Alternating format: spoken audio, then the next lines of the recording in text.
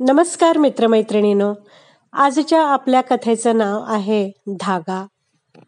तिसरा ब्लाऊज बिछाण्यावर फेकत नेहा ओरडली, शिट, तिघांपैकी एकही ब्लाऊज बसत नाहीये.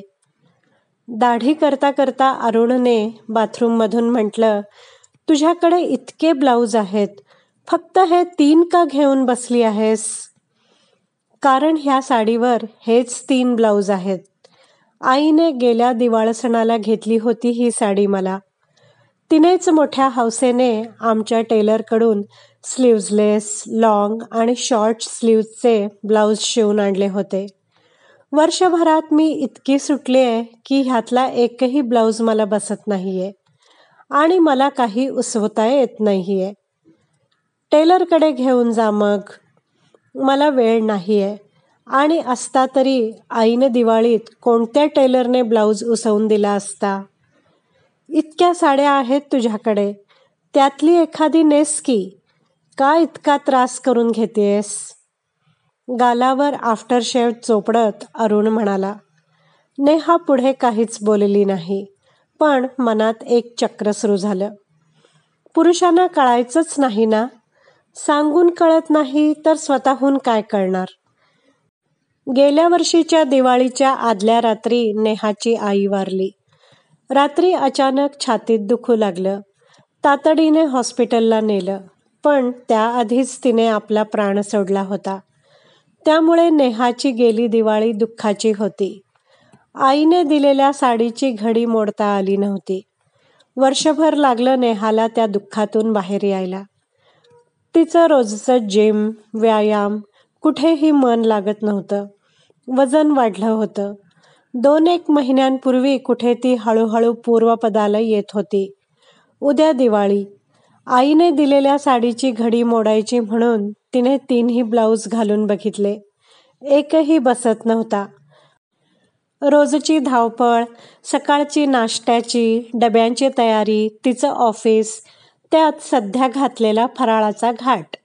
तिला टेलरकडे जाऊन त्याचा बाबापुता करून ब्लाऊज उसवून घेण्याची उसंत नव्हती.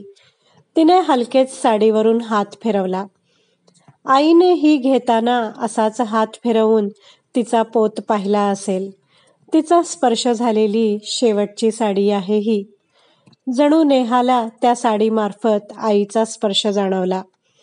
तिने डोळ्यातलं पाणी परतवून लावलं होतं आणि दुसरी नवी कोरी साडी नेसायची ठरवलं. येऊ का आत? उघड्या दारावर टकटक करत सासूबाईंनी विचारलं. या आई, नेहाने साडीची घडी करून कपाटात परत ठेवत म्हटलं. अरुण, अरे आज आठवणीने माझे आय ड्रॉप आणशील ना? अरुणने जीभ चावली. सॉरी आई, प्रिस्क्रिप्शन बॅगेत आहे. रोज आणू आणू म्हणत विसरतोय. आज नक्की आणतो. नेहाने त्याच्याकडे डोळ्यानेच काय हे म्हणत म्हटलं. दे इकडे ते प्रिस्क्रिप्शन. आजही नक्की विसरशील. आई, मी आणते. पण फरक पडतोय ना ह्या ड्रॉप्समुळे तुम्हाला? हो अगं, म्हणजे काही वाचायचं म्हटलं, टीव्ही बघायचा म्हटलं, डोळ्यांचं काहीही काम करायचं म्हटलं तरी डोळे गळतात. पण ड्रॉप्स सुरू केल्यापासून चुरचुरणं कमी झालंय. थोड्या वेळाने अरुण आणि नेहा तयार होऊन ऑफिसला निघाले. त्यांची मुलगी गार्गी शाळेला दिवाळीची सुट्टी असल्यामुळे घरीच होती.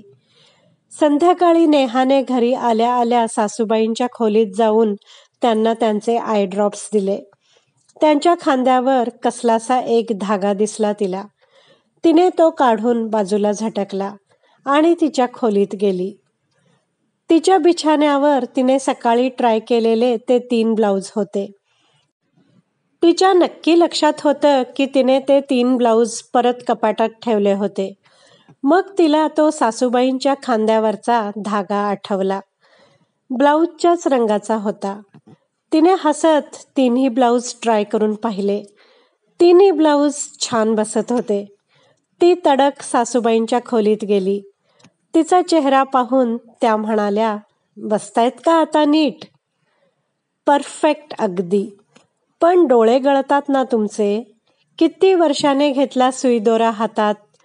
आणि 3ही ब्लाऊज उसवण्याची काय गरज होती आता? आईने दिलेल्या साडीवरून तुला हात फिरवताना पाहून भरून आलं मला. म्हटलं करूया ट्राय.